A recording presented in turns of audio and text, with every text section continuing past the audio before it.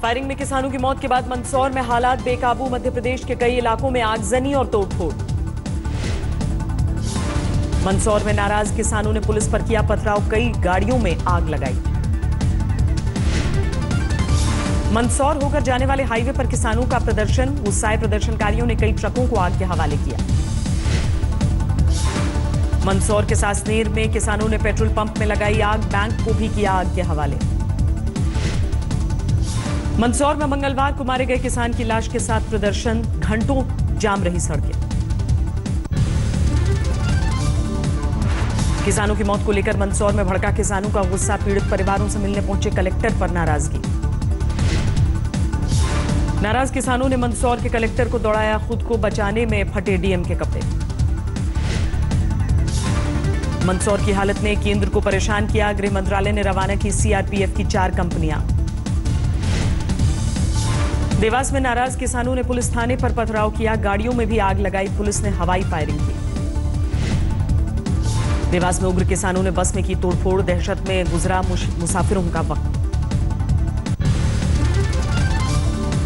उज्जैन में भी किसानों का हिंसक प्रदर्शन, पुलिस की गाड़ी पर हमला, इंस्पेक्टर समेत 5 पुलिसकर्मी घायल। सीहोर में भी किसानों का उग्र प्रदर्शन, किसानों ने घंटों तक सड़क पर जाम लगाया। बड़वानी में भी सड़क पर उतरे किसान, करीब 2 घंटे तक हाईवे पर जाम लगाया। मंदसौर गोलीबारी के खिलाफ झाबुआ में किसानों का जाम। उज्जैन में सरकार के खिलाफ कांग्रेस का प्रदर्शन, निकाली वाहन रैली, बंद कराए पेट्रोल पंप। किसानों के आंदोलन को मिला कांग्रेस का साथ, ग्वालियर में पार्टी कार्यकर्ताओं ने जबरन बंद कराई दुकानें। भोपाल में भी कांग्रेस कार्यकर्ताओं ने बंद कराया बाजार, शहर की सड़कों पर पसरा सन्नाटा। अफवाहों को रोकने के लिए मंदसौर, रतलाम, उज्जैन में इंटरनेट सेवा पर रोक, लोगों को बरगलाने वालों पर पैनी नजर। मंदसौर फायरिंग और किसान आंदोलन पर सियासत गर्म, कांग्रेस ने मांगा मुख्यमंत्री का इस्तीफा। सिंह जी को अपना इस्तीफा देना चाहिए, ये बहुत बड़ी जिम्मेदारी उनकी थी। और आज जब मध्य प्रदेश का किसान, मध्य प्रदेश का नौजवान, मध्य प्रदेश का मजदूर इतनी निराशा में है, मैं सोचता हूं कि नैतिक रूप से उनको अपना इस्तीफा देना चाहिए। कल मंदसौर जाना चाहते थे कांग्रेस उपाध्यक्ष राहुल गांधी, लेकिन प्रशासन ने इजाजत नहीं दी। दिल्ली तक पहुंची मंदसौर फायरिंग की आग, मध्य प्रदेश भवन के बाहर किसानों का विरोध प्रदर्शन। यूपी के किसानों में भी मंदसौर फायरिंग को लेकर नाराजगी, मुरादाबाद में विरोध प्रदर्शन। महाराष्ट्र के बीड में किसानों को शिवसेना का समर्थन, पार्टी कार्यकर्ताओं ने बाल मुंडवाकर विरोध किया। सांगली में किसानों का समर्थन करने वालों पर पुलिस का कहर, बुद्धिजीवियों ने लगाया थाने में पिटाई का आरोप। महाराष्ट्र में लगातार 7 दिनों से जारी है किसानों की हड़ताल, सीएम के भरोसे के बावजूद नहीं बनी बात। किसान आंदोलन पर प्रधानमंत्री नरेंद्र मोदी गंभीर, कृषि मंत्री राधा मोहन सिंह, राजनाथ सिंह और गडकरी के साथ बैठक। किसानों के उग्र प्रदर्शन के बाद मध्य प्रदेश पुलिस। कल मंदसौर में आंदोलन कर रहे किसानों पर की गई थी फायरिंग, 5 लोगों की हुई थी मौत। किसान आंदोलन के बीच सरकार ने बढ़ाई 14 खरीफ फसलों की न्यूनतम समर्थन मूल्य, सूत्रों के मुताबिक कैबिनेट ने लगाई मुहर।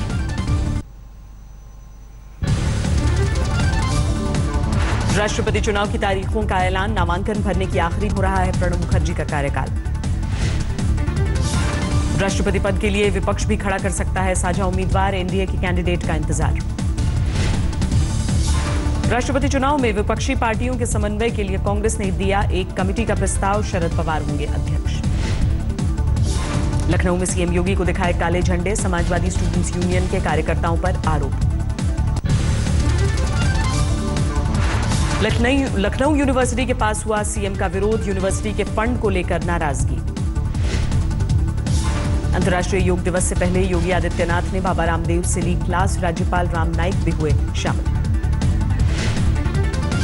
मैं चाहूंगा कि मीडिया के हमारे मित्र भी आकर इस योग शिविर में स्वयं योग करेंगे तो तन और मन से भी स्वस्थ रहेंगे और मन से स्वस्थ रह करके स्वस्थ समाचार का भी संपादन पूरे प्रदेश और देश में करने में सफल होंगे।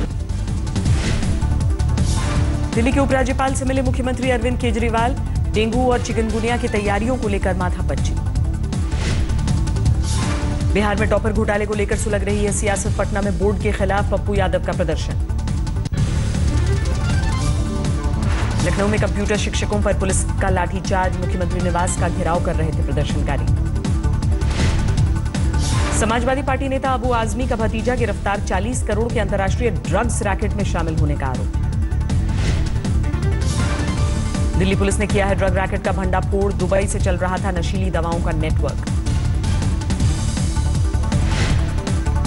अलगाववादी नेता आसिया अंद्राबी के खिलाफ एनआईए ने दर्ज की एफआईआर। पैसा देकर महिला पत्थरबाजों के इस्तेमाल का आरोप। आसिया अंद्राबी की लश्कर चीफ हाफिज सईद से रिश्तों की भी पड़ताल करेगी एनआईए। सुरक्षा एजेंसियों को आर्थिक मदद का शक। एलओसी की घुसपैठ की कोशिश फिर नाकाम। माछिल सेक्टर में एनकाउंटर। 4 आतंकी ढेर। दक्षिणी कश्मीर के पंपोर में जमकर पत्थरबाजी। एनकाउंटर के दौरान एक छात्र की मौत के बाद इलाके में तनाव। छात्र की मौत के बाद जम्मू कश्मीर के शोपियां में भी तनाव। भारी तादाद में सुरक्षा बलों की तैनाती। नागालैंड में 3 उग्रवादी सुरक्षा बलों के हाथों ढेर। सेना के जवान के शहीद होने की भी खबर। एमपी के बालाघाट में पटाखा फैक्ट्री में धमाका। अब तक 8 लोगों की जलकर मौत। गैर कानूनी तरीके से चल रहा था पटाखा फैक्ट्री। ब्लास्ट की वजहों का फिलहाल पता नहीं। यूपी के सीतापुर में कारोबारी पत्नी और बेटे पर ताबड़तोड़ फायरिंग। हत्या के बाद कैश से भरा बैग लेकर फरार। सीतापुर में ट्रिपल कांड को लेकर भड़का कारोबारियों का गुस्सा। बंद रहे दुकान और बाजार। दिल्ली के बुराड़ी में 2 बच्चों की यमुना में डूबकर मौत। 13 और 14 साल के थे मासूम।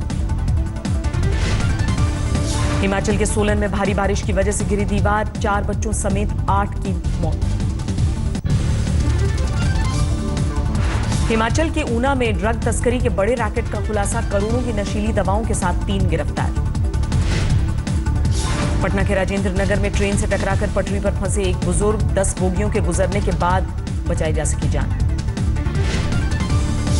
झालावाड़ में दिव्यांग शिक्षक ने तालाब में डूबकर दी जान। सुसाइड नोट में पत्नी और परिजनों से नाराजगी की बात।